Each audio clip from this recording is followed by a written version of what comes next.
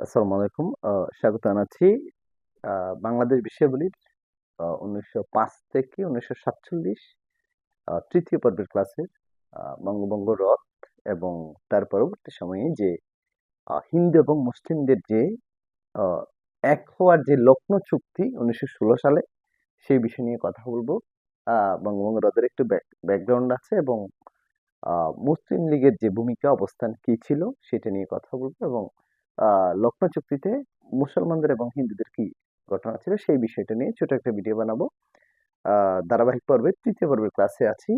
১৯০০ আমরা জানি আ বিশাল ভূখণ্ড নিয়ে বঙ্গভঙ্গ রদ যেটা হয়েছিল সেই সরি বঙ্গভঙ্গ যেটা হয়েছিল সেটার প্রেক্ষিতে হিন্দুদের আ খুবই চাপের মুখে পড়ে বা হিন্দুদের তীব্র আন্দোলনের মুখে ১৯১১ সালে বঙ্গভঙ্গ রদ করতে বাধ্য হয়। মানে বঙ্গভঙ্গ যেটা হয়েছিল সেটাকে বাতিল করতে বাধ্য হয়। এখানে ঘটনা হচ্ছে ১৯১১ সালের ডিসেম্বর মাসে আ ব্রিটেন থেকে যে ব্রিটেনের ৫ম রাজা জর্জ এবং তার রানী মেরি ভারতে আগমন করেন।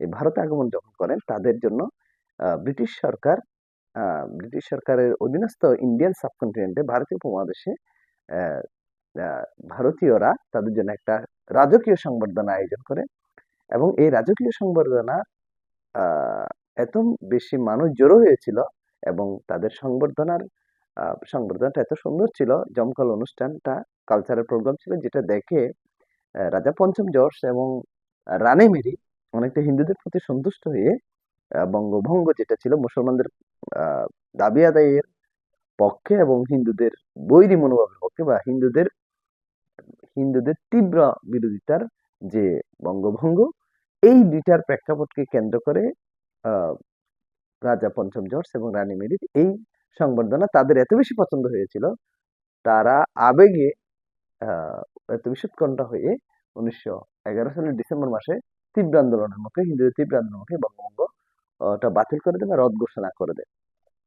আ ইতিহাসে যে লেখাগুলো আসছে সেখানে বলা হয় যে এই আন্দোলন বঙ্গভঙ্গ যে বাতিল করে সেটা অনেকটা তাদের আ সংবর্ধনা অনুষ্ঠানে খুশি হয়ে তারা হঠাৎ করে এই বঙ্গভঙ্গ রদটা করে।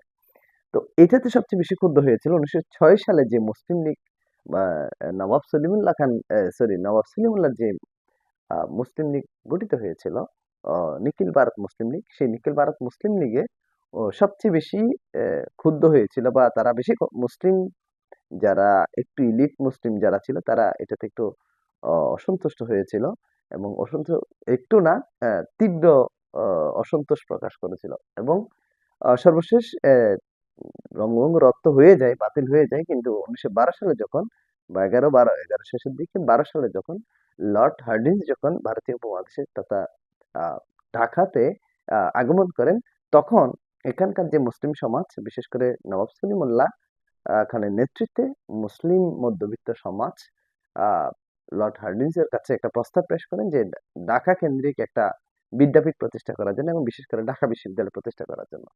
সেই প্রেক্ষিতে ১৯১২ সালে যখন লর্ড কার্জন ঢাকায় আগমন করেন এবং আ আগমন করে ১৯০০ ঘোষণা দেন এবং ১৯১৫-১৬ দিকে সম্ভবত আ লর্ড আ লর্ড হার্ডিঞ্জ বা লর্ড কার্জন যারা ছিল তাদের অবস্থান একটা ক্ষীণ হয়। কিন্তু তাদের যে ঘোষণার প্রেক্ষিতে ১৯২১ সালে ঢাকা বিশ্ববিদ্যালয় প্রতিষ্ঠা হয় এবং সেটা আ মুসলমানদের বঙ্গভঙ্গ রদের পর মুসলমানদের একটা অর্জন হিসেবে ধরা হয়।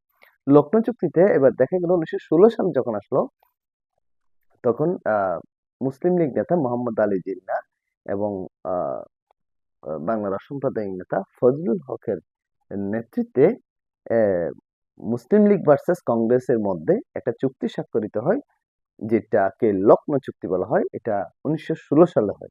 এই লক্ষ্ণৌ চুক্তির মেইন যে প্রেক্ষাপট সেটা হচ্ছে কি, প্রথমত ১ম মানে এই এই ১ম লক্ষ্ণৌ চুক্তিতে ১৯০৯ সালে যে মিন্টুর যে মোরলি এবং মিন্টু আইনে যে অর্জিত মুসলমানদের যে পৃথক নির্বাচনের কথা বলা হয়েছিল, আ এই নির্বাচন কংগ্রেস কর্তৃক হিন্দুদের যে সংগঠন আ সর্বভারতীয় কংগ্রেস কর্তৃক ১৯০৯ সালে মোরলি-মিন্টু সংস্কার আইনের অর্জিত মুসলমানদের পৃথক নির্বাচনের কথা এই ১ম তারা স্বীকার করে নিয়েছে এবং যখন আ হিন্দুরা মুসলমানদের এই পৃথক নির্বাচনের কথা এই লখনৌ চুক্তিতে স্বীকার করে নেয়, যেই অধিকার মুসলিমরা পেয়েছিল 1909 সালে মৌলভী সংস্কার আইনে।